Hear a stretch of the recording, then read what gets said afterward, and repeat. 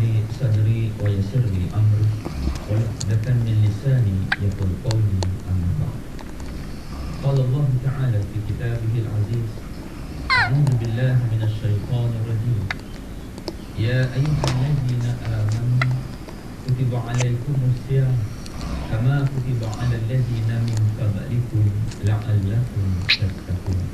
Sadaqallahu alazim.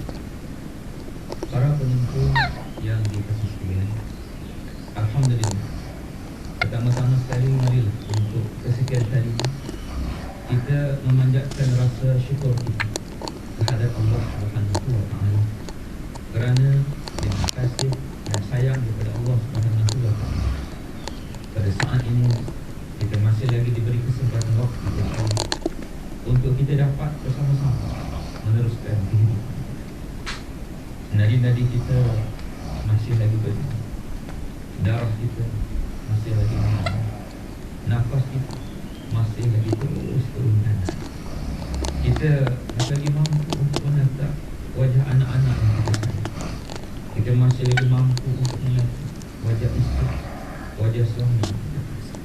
Kita masih lagi mampu untuk mendoakan. Para penonton yang saya kasih, kehidupan kita adalah kehidupan yang sangat pendek. Kehidupan kita adalah kehidupan yang sementara. Satu hari akan datang, kita pasti akan dimandikan oleh orang. Kita akan dikafarkan oleh orang. Kita akan disembahyangkan oleh orang. Kita akan diusul dengan sesungguhnya kita hanya tahu ayatnya. Kita tak tahu cara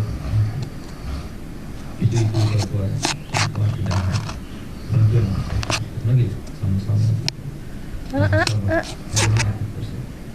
bersyukur kita dan kita pergi hidup yang kita sama-sama bertemu. Usik. Tak Facebook lama kan? Saya